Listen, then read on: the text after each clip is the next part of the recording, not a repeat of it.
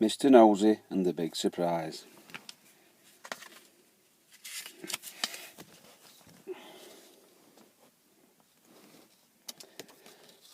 Mr. Nosey is the sort of person who does not mind his own business.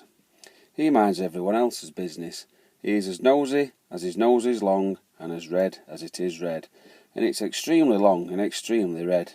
In fact, he often gets double time on Christmas Eve and a day in lieu for helping Santa when it's foggy.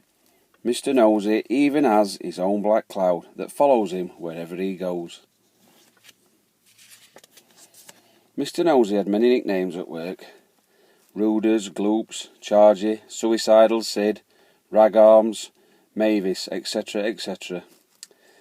If there is a keyhole to look through or a letterbox to listen at, you'll probably find Mr. Nosey there looking and listening, and probably both. If there is a job to do, you'll find Mr. Nosey looking or listening, and probably both, and offering loads of useless information and warnings of imminent danger. Watch this end, balloon's going up, ceiling's going to hit up, they'll be wearing it. But most importantly, doing nothing.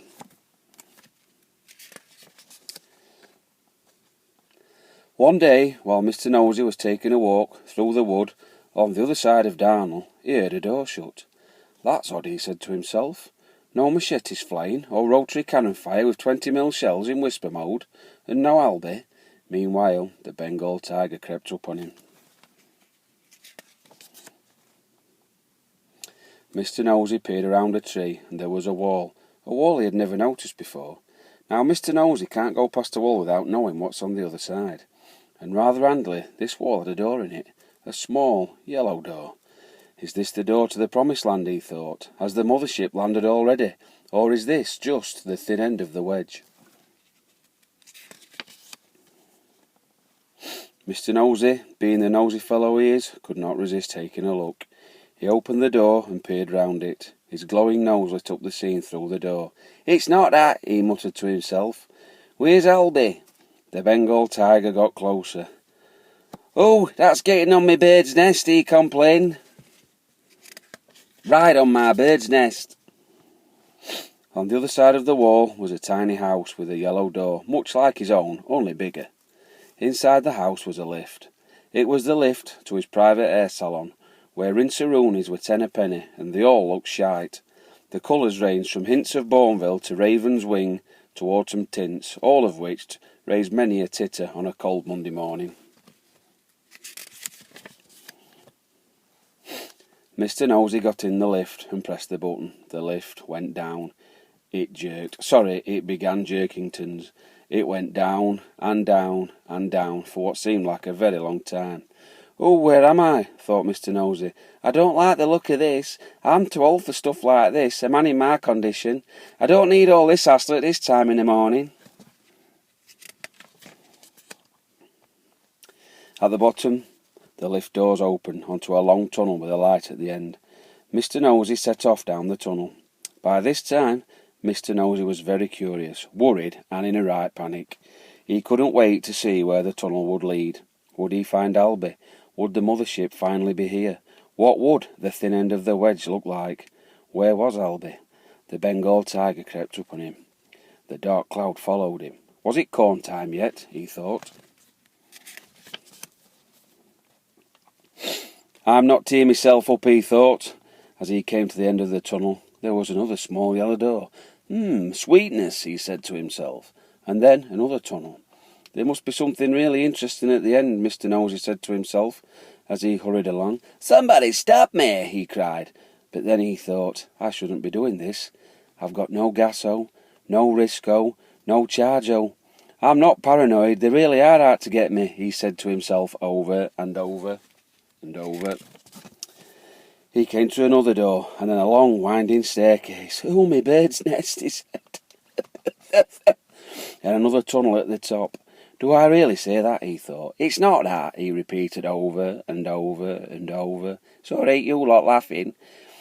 Would he need the Thomas or the Jacob when he got there? Would he need the Buquito or the Rachito? Who knew?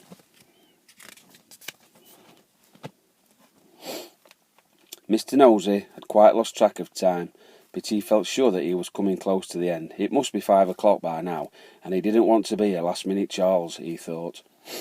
He finally came to yet another small yellow door. Just like the others, except this one had a keyhole. Would Albie be inside? Would the Bengal tiger finally creep up on him and wrestle with him for hours on end? He would stop eating shit food one day, he thought to himself. I don't need Squirtingtons every morning. Mr. Nosey peeked through the keyhole, but his nose was in the way, and he brought his wrong glasses, and Charjo, with his good eyes, was away doing what he does best, being a busy lad. Mr. Nosey thought to himself, "Watch this, hen. Watch that's all it. That's all that." All he could see was a white room, so he opened the door, and there was a white room. Nothing else, no furniture, no carpets, no pictures, just a white room. Just like Black's front room, only clean. Mr. Nosey walked into the room. He had never been so disappointed in all his life.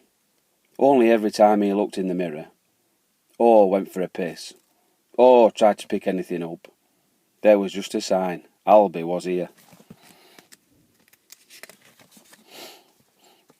Every day's a school day, he thought to himself. It usually is for him, though.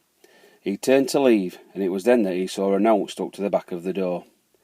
It said, "Grumpy Grandad's creche is shut until further notice due to ill health." It was then he remembered he'd forgotten to have the gallon of Gavo. He'd also forgotten to ask for a job to lump on, and he was still worried about everything he could think of. The moral of the story is, this book isn't big enough to fit in all the Taylorisms that there is on a daily basis. And it's time to go now, because I don't want to be a last-minute Charles. And don't forget, every silver cloud has a dark lining. And now you know what to do if you ever discover a small yellow door. Keep walking, because it's Taylor's house, and you don't want Albie and the Bengal tiger to get you, do you? Happy days. Me duck.